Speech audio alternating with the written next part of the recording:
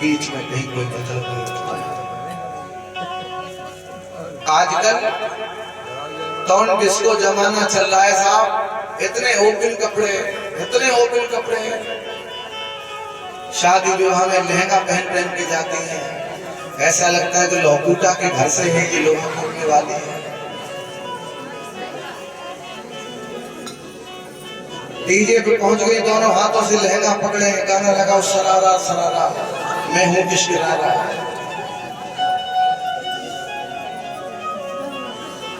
इनका सरारा पकड़ने के लिए 2-3 लोग और होना चाहिए।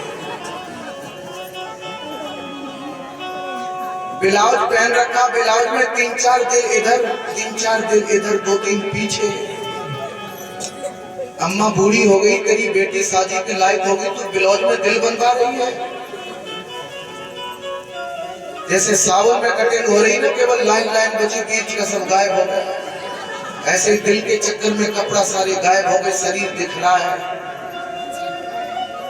भैंस जैसा चारा तो नहीं खा रहे, पर भैंस जैसी बुद्धि कैसे आ गई।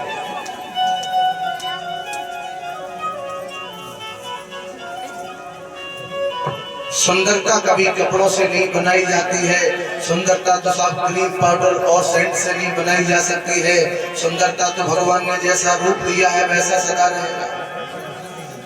लड़की देखने के लिए आते, घर में पहुंचा दी और एक दुकान पे पीओपी पुट्टी थूक रही है मुंह पे, और अगर उसमें कोई मेरे जैसा एक पागल हुआ, बिस्लरी की 1 बोतल 1.5 लीटर की संगे लाया, उसने कहा लड़की से पहले मुंह धो लो, क्योंकि हमें असली चेहरे की आवश्यकता, हमें नकली चेहरे की नहीं।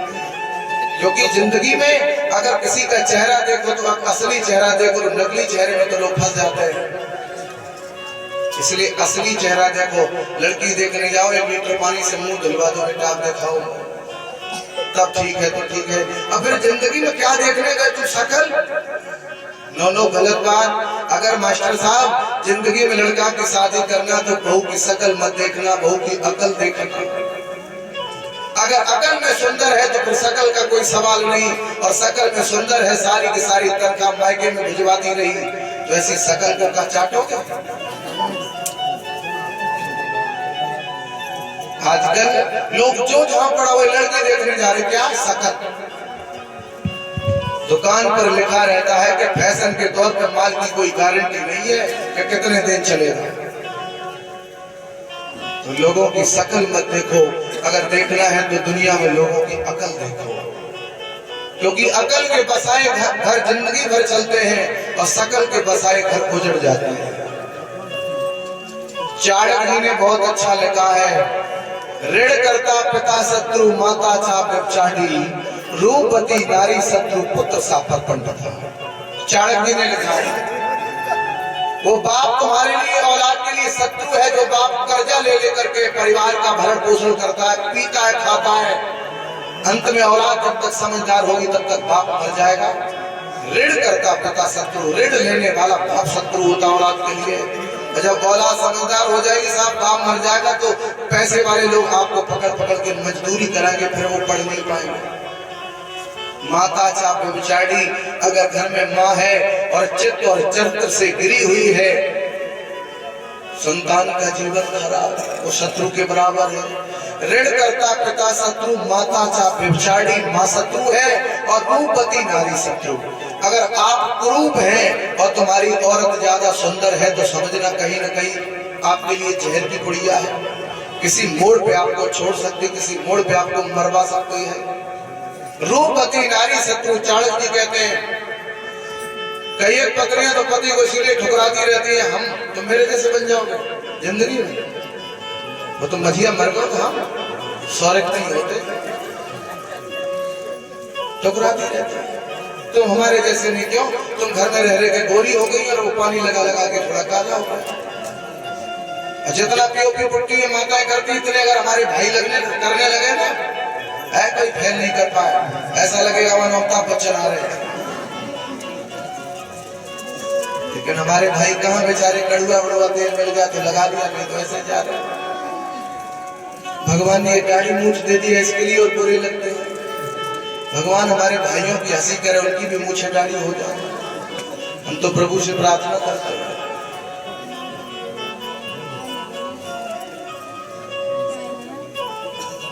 यहाँ अकल से सुंदर होना चाहिए, शकल से नहीं। पर एक बात जरूर है कि जिस समय अगर कोई हम बात पूछे तो लोग उस समय अंतरात्मा से बोलते मास्टर साहब सत्य। रंग दो ही होते हैं, काला और गोरा। पति को पूछो काली पत्नी लोगा लेगा, मना करेगा नहीं, काली लड़की नहीं। और लड़की से पूछना काला ब्रह्मचर्य चलेगा। अम्मा चाहे दूर सासुर हो तो कारो ब्रह्म, ससुराल कितनी दूर हो जाती पर ये ब्लैक ब्लम ना होता। लेकिन ये कहने के लिए अगर पूछे तो बिस्मिल को सच बताएंगे। अच्छा भाई लोग आप बताना, पहले सबसे पहले एक पत्नी बहुत सुंदर है, गोरी है, और एक पत्नी काली है, बहुत सुंदर नहीं है। तो जो गोरी पत्नी है आपकी कोई बात नहीं मानती है, ना आपकी कोई सेवा करती है, और एक काली है आपकी बहुत बात मानती है, आपकी बहुत सेवा करती है, आपके बिना मर्जी के नहीं चलती है। तो कौन वाली अच्छी है, गोरी वाली की काली वाली? काली वाली अच्छी है। घमंड मत करना जिंदगी में, ठीक है भाई। क्या करें, काली वाली अच्छी है क्योंकि उसके विचार अच्छे होने चाहिए, शकल अच्छी हो या ना हो, ठीक है ना। और अब माताओं का नंबर, एक पति बहुत ज्यादा गोरा है, देखने में अच्छा लगता है, और एक पति थोड़ा काला है, देखने में अच्छा नहीं लगता। तो गोरा वाला आपकी कोई बात नहीं मानता, कोई सुनता नहीं है, और काला वाला आपकी बहुत बात मानता है और बहुत आपको प्रेम करता है। तो माता काला वाला अच्छा है तो गोरा वाला? ओहो, काला वाला अच्छा है। आज देखो कितने लोग पंडाल में सत्य पे रुके हुए हैं। यहाँ मुझे लगता है भगवान को आना पड़ेगा, क्योंकि यहाँ सत्य ही बोलो, और भगवान के सामने झूठ कोई बोलता ही नहीं है। पर ये यहाँ बैठे सत्य बोल रहे हैं, पर जब लड़का देखने के लिए तो बोले काला वाला नहीं, गोरा वाला देख के आ।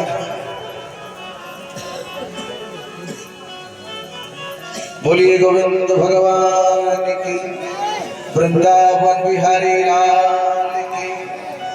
तो प्यारे, यहाँ शकल अच्छी होनी चाहिए, अकल अच्छी होनी चाहिए, शकल हो या ना। तो भागवत श्रोताओ, आज नारायण पुत्र से पिता का कल्याण होगा। इधर सुखदेव जी कहते ही राजन परीक्षित एक बहुत सुंदर कथा सुनाने लगे।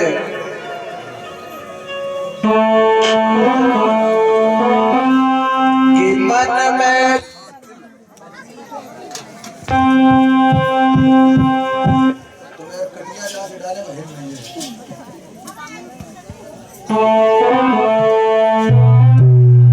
मन में ले तन जरे, और बबुला भक्ति अनेक, आसे तो कागा भलो, जो भीतर बाहर मन मेले तन उजरे, ऐसे बगुला भक्त अनेक, भक्ता से तो प्यारे कागा भलो, जो भीतर बाहर एक। कागा अंदर से भी काला है और बाहर से भी काला है। इसके अंदर दो प्रकार की भावनाएं नहीं है, ये अंदर भी काला और बाहर भी काला।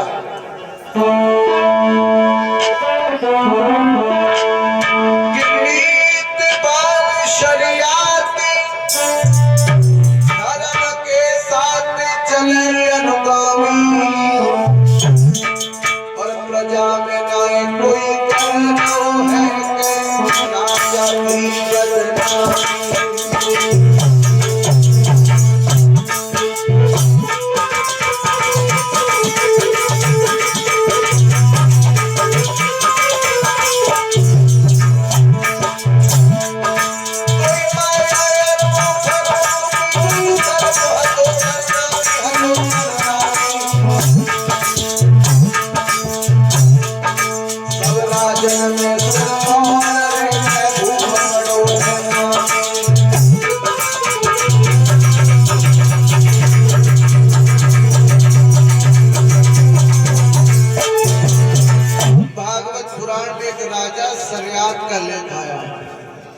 महाराज सरियाती एक राजा हुए हैं, और सरियाती जब राजा हुए हैं तो महाराज कुछ समय बीतने के बाद इनके यहाँ कोई संतान पैदा नहीं हो रही थी। जब इनके यहाँ कोई संतान पैदा नहीं हो रही थी तो भागवत श्रोताओं बगल में चमन ऋषि का आश्रम था। सरियाट वहां जब पहुंचे तो मन ही मन पुत्र की कामना के लिए वहां प्रार्थना की। और पुत्र की कामना के लिए जब वहां प्रार्थना की तो कुछ समय बीतने के बाद यहाँ राजा सरियाट के घर आते हैं और आने के बाद कुछ समय बाद एक बहुत सुंदर घर में कन्या पैदा होती है। और जो कन्या पैदा होती है उनका उस कन्या का नाम पर संस्कार होता है तो उस कन्या का नाम सुकन्या रखा जाता है। सुकन्या पैदा हुई, नाम पर संस्कार हुआ है। भागवत श्रोताओं हमारे यहाँ पहले नाम पर संस्कार होते थे, पुत्र पैदा होते थे, हमारे पंचांग पुराण के आधार पे हम लोग चलते थे।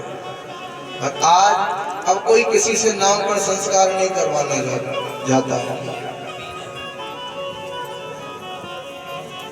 क्योंकि वेद शास्त्रों में लोगों को भरोसा उठ गया। बोले पंडित जी तो ठग रहे हैं। अरे पंडित जी ठग रहे हैं तो तुम्हारा कोई अपना हो उससे दिखवा लो जाके।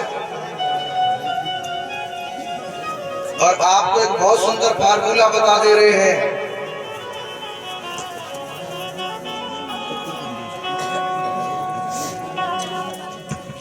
और इस बीच में 50 रुपए श्री महावीर सिंह जी की तरफ से भगवान के चरणों में भेंट किए गए और 20 रुपए मनोज प्रजापति की तरफ से भगवान के चरणों में अर्पण किए गए और 101 रुपए श्री अमर सिंह प्रजापति जी की तरफ से भगवान के चरणों में 101 पुष्पद्राय भेंट की हैं। दयालु जी सदा अपनी कृपा बरसाए। तो हमारे यहाँ वेद और शास्त्रों में लोगों को भरोसा करते हैं। जब इधर भरोसा नहीं रहा तो लड़का की शादी भैया क्यों दिखवाने के लिए जाते हो। लड़का लड़की के 36 गुण होते हैं, 36 गुण में पंडित जी के पास गुणों का मिलान कराने जा रहे। लड़का बहू में बनेगी कि नहीं बनेगी। नाम इनका कैसे रखा जाए। आपसे बहुत अच्छी मैं बात बता रहा हूँ, क्योंकि आजकल लोग 10-20 रुपए में भी लोग घबराने लगे। नाम पर संस्कार करवाने के लिए आप किसी से मत जाए। जिस दिन आपका लड़का पैदा हुआ है राशि फल में वो दिन देख लो, बुधवार है तो बा से कौन राशि बनती है उसी राशि के आधार पे अपने बेटा बेटी का नाम रख लो। किसी ब्राह्मण के पास जाने की आपको आवश्यकता नहीं, क्योंकि मैं जो बता रहा हूँ यही ब्राह्मण देख करके आपको बताएंगे। उसी राशि पे आपका नाम रखा जाएगा। समझ गए। जंत्री मंत्री घर किसी क्या होती है, बुधवार को मंगलवार को पैदा हुआ तो माँ शब्द नाम में पहले होना चाहिए। शनिवार को हुआ तो 7 शब्द नाम में सबसे पहले होना चाहिए। ये बात तो किसी पंडित ने आज दिन तक नहीं बताई, फिर बात, क्योंकि फिर हमारे पास कौन आएगा। गुरुवार को यदि हुई तो गा सबसे पहले आना चाहिए। उसमें राशि में कई एक और नाम होते हैं, गा वा साया। किसी शब्द पे अपने बच्चे बच्ची का नाम रख लो। हमारे कितने संस्कार होते हैं हमारे धर्म में? 16। क्या हम 16 संस्कार के आधार पर चलते हैं? कभी नहीं चल पाते। प्रथम हमारा संस्कार होता है गर्भाधान संस्कार, ध्यान से सुन लो। दूसरा हमारा होता है जातिकरण संस्कार के हम किस जाति में पैदा होंगे। तीसरा हमारा होता है वायु प्रशांत और चौथा होता है पुंसवन और 5वां होता है हमारा नामकरण संस्कार। ये नामकरण संस्कार कब होना चाहिए? जब आपका बेटा और बेटी 100 दिन का पूरा हो जाए, उस समय नामकरण संस्कार कर लेना चाहिए। होता तो ये नामकरण संस्कार के साथ साथ अगर भगवान के नाम का घर में हवन भी हो जाता है और उस बच्चे का उस शुद्धता में जब नाम रखा जाएगा तो उसका जीवन भी सदा शुद्ध रहेगा, वो घर भी सदा पवित्र रहेगा। शुद्धता में थोड़ा यज्ञ करा के, और यज्ञ के लिए भी आप किसी से मत जाइए, सामग्री ले आइए और गायत्री मंत्र से ही आप कितनी भी आहुतियां घर में आप दे सकते हैं। आपका हवन शुद्ध है और ज्यादा मंत्र नहीं